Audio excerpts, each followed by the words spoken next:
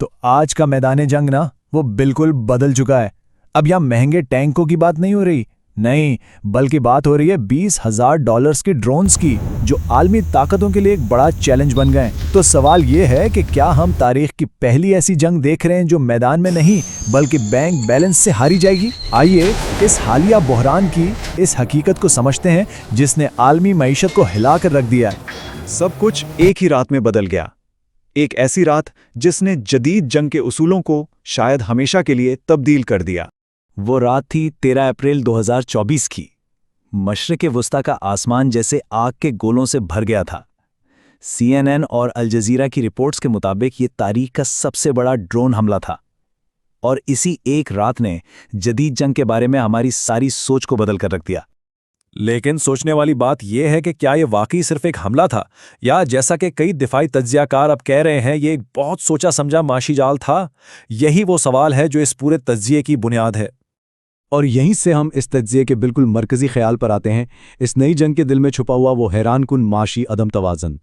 अच्छा, अब ये फ़र्क देखिए, और ये वाकई हैरानकुन है। एक तरफ है ईरान का शाहिद 136 ड्रोन। इसकी कीमत कितनी होगी?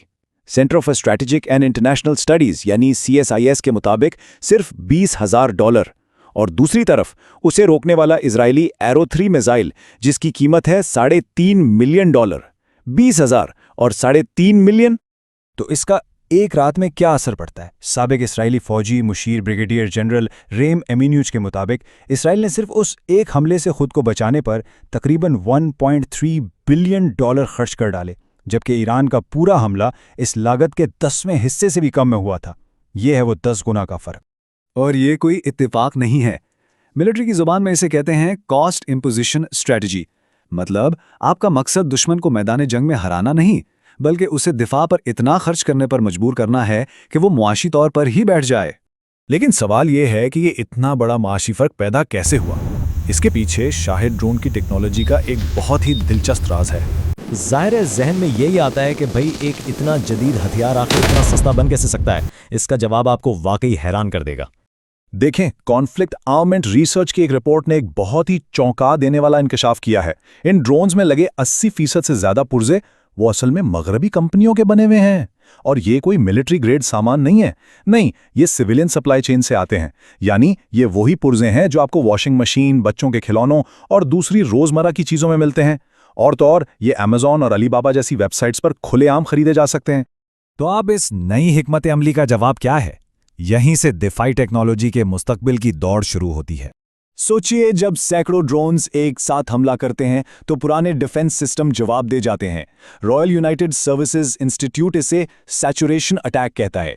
यानी आप हमलावर पर इतने सारे टारगेट्स एक साथ फेंकते हैं कि उसका टेक्नोलॉजी और फैसला करने का पूरा निज़ाम ही बैठ जाए। पुराने दिफाई निज़ाम का मसला यही था कि हर एक ड्रोन के लिए एक महंगा मिसाइल चाहिए था। अब नया हल क्या है? नया हल है आर्टिफिशियल इंटेलिजेंस पर मबनी टारगेटिंग सिस्टम, जैसा कि लैवेंडर सिस्टम, जिसे कम लागत वाले इंटरसेप्टर्स के साथ जोड़ा जा रहा है। लेकिन असल गेम चेंजर जो शायद सब कुछ बदल दे, वो एक बिल्कुल नई टेक्नोलॉजी है, iron beam laser system. The Jerusalem Post के मुताबिक जहां एक मिसाइल लाखों डॉलर का है, वहीं आयरन बीम के एक शॉट की लागत सिर्फ $2 है। जी हां, सिर्फ $2। ये तो जंग की पूरी माशी मसावात को ही उलट कर रख देता है। और यह समझना बहुत जरूरी है कि यह सिर्फ ईरान और इसराइल का मसला नहीं रहा, बल्कि अब ये एक नई आलमी हकीकत बनता जा रहा है। Stockholm International Peace Research Institute यानी सिप्री की रिपोर्ट्स बताती हैं कि ईरान ने ये टेक्नोलॉजी अपने इत्तेहादियों को भी दी है, जैसे यमन में हुतियों को। आज बहरिया हैमर में सूरत हाल ये है कि अमरीकी बहरिया अपने $2 मिलियन के मिसाइल $2,000 के हुती ड्रोन्स को रोकने के लिए इस्तेमाल कर रही हैं। इसी खतरे से निपटने के लिए अमरीका ने ऑपरेशन एपिक फ्यूरी भी शुरू किया है। तो इस सब का मतलब यह है कि हम सस्ती जंग के एक बिल्कुल नए दौर में दाखिल हो चुके हैं। 21वीं सदी का मैदान जंग अब सबसे ताकतवर हथियार से नहीं बल्कि सबसे ज्यादा किफ़ायती हथियार से पहचाना जा रहा है। यानी जंग की मंटक खालिस ताकत से हटकर माशी पायदारी की तरफ आ गई है।